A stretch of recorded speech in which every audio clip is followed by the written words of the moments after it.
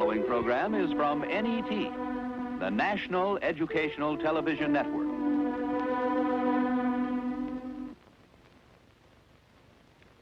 Is it possible to totally bring about a mutation in what is?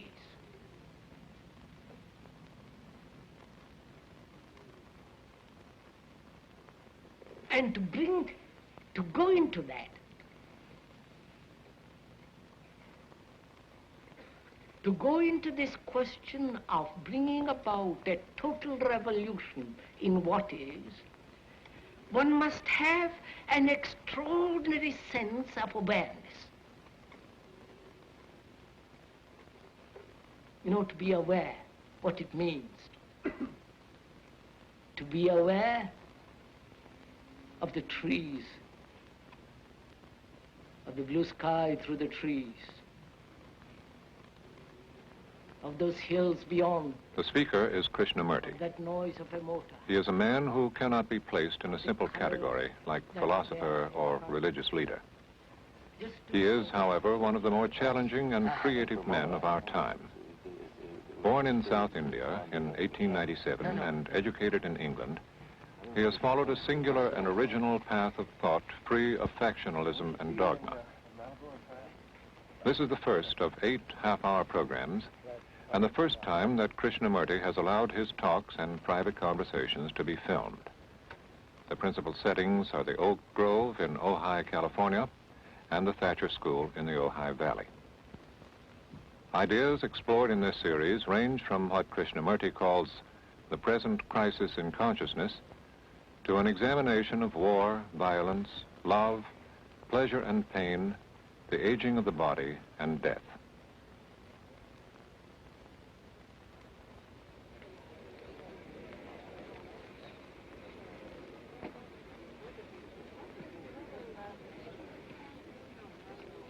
We were saying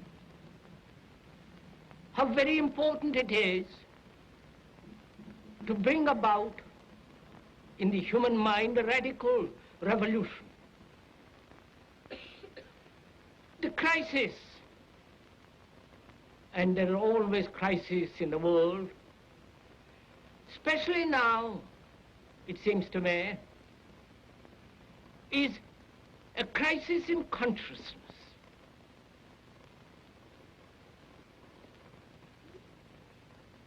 A crisis that cannot anymore accept the old norms, the old patterns, the ancient traditions, a particular way of life, whether it is the American way or the European way or the Asiatic way.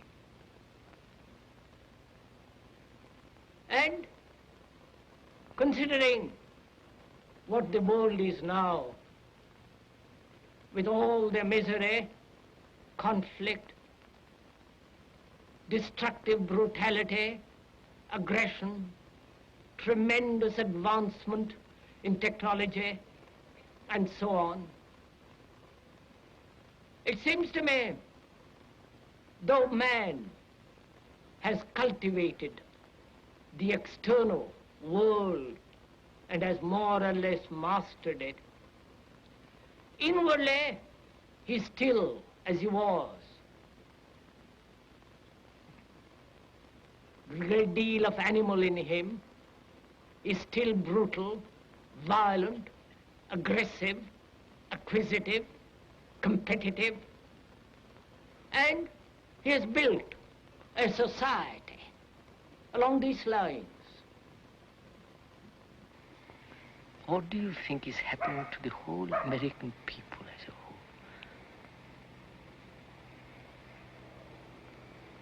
With the automation, with electronic brains, with, you know what I mean? The whole setup. What is happening and where are they going? You understand? I think an increasing number of them are beginning to ask themselves the question to whether or not there may be alternative forms of human behavior. Because they have... And what do they do? Because by then, after asking questions and all the rest of it, they're almost finished, you know. They're ready for the grave. And in Europe, the phenomena there is the same as here, more or less. The production is more perhaps than in America even. In Germany, West Germany, of course. And Russia is now doing the same. So take all these spots, put them together, China, Japan, whole of Asia, India included, and then Europe, America, China. Where is it all moving? What we are concerned with is the understanding of the whole process of life, with all its complexity, with its aggressions and miseries, with its sorrows and confusions and agonies. And to understand this vast field of life, which is a constant movement, one must not only hear the words, but also go beyond the words. Because the words, the explanations, are not the facts. But most of us are caught in words. And one must be free of the word, the symbol, the idea, the conclusion. Then one can look. Then one can listen. And that act of listening is really a miracle. Perhaps it's the greatest miracle. When one can listen totally, without any defense, without any barrier, neither agreeing nor disagreeing, which doesn't mean the mind is open. On the contrary, the mind is extraordinarily alert then. I hope when one is listening to this talk or to the various other talks that are coming,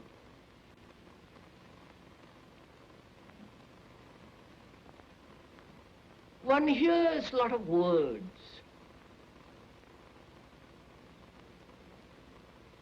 And hearing many words is not listening. It's like a noise among the leaves. Soon passes away.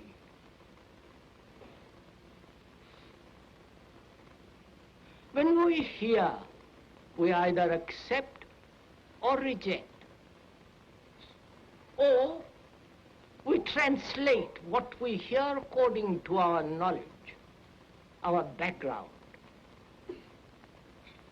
Or we compare what is being said to what is already known. Or we oppose one idea by another. All these characteristics of hearing denies the act of listening. The act of listening is entirely different. When one listens, there is no comparison, there is no acceptance or rejection. The quality of listening is attention. And when you attend totally, with your whole mind, with your heart, with your nerves, with your eyes and ears completely, in that state of attention, there is the act of listening. And that act of listening puts away anything that is not true.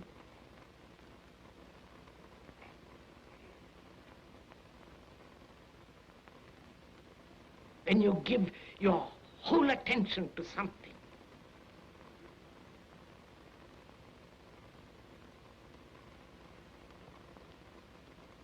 that is when you are completely listening.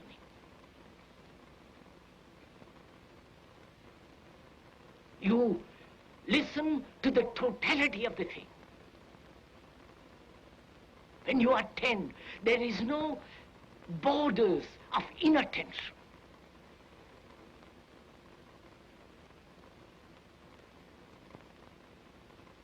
When you so intensely listen, you're listening to the birds, to the wind, to the breeze among the leaves. You listen to the slightest whisper that's about you.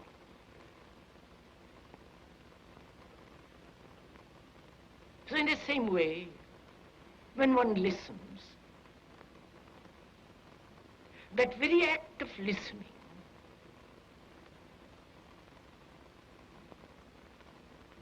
brings about a total attention in which you see the totality and the whole significance and structure of what is being said. When you say, I can't, you have blocked yourself. But you can understand more and more of it. Not by blocking yourself. Look, sir, if I say there is no God, I've blocked myself, haven't I? Or if I say there is God, I've blocked myself. But if I say I really don't know, let's find out. Then I have the energy to go into it.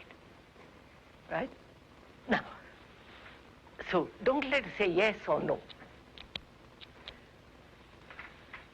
Don't let's take sides about it. Now, how would you see the totality of something, of life? You know, get a grasp of feeling of it, a touch of it, a smell of it. Well, as I said, by trying to take more and more of it and understand more and more of it. Ah, you have no time. I know, that's the problem. That's the problem, of course. You're saying that's that what you I can't said. go that way. That's what I said at the beginning. Yes. I mean, if I take time, you know, it'll be impossible. Follow it up step by step. You have approached this problem with the habitual tools, and you have eliminated those tools. Not because you are prejudiced against them, but you see that they won't answer. Now, when you have eliminated them because they do not answer, your mind is sharper, isn't it? If you're on the right track. Of course, you have eliminated them.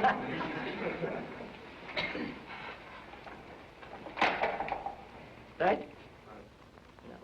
Of what significance is hope and faith to living? What significance is hope and faith to living? I hope you won't think me harsh if I say there is no significance at all. We've had hope. We've had faith. Faith in church, faith in politics, faith in leaders, faith in gurus. Because we've wanted to achieve a state of bliss, of happiness, and so on. And hope has nourished this faith. And when one observes through history, through our life, all that hope and faith have no meaning at all. Because what is important is what we are. Actually what we are. Not what we think we are. Or what we think we should be. But actually what is. If we know how to look at what is, that will bring about a tremendous transformation.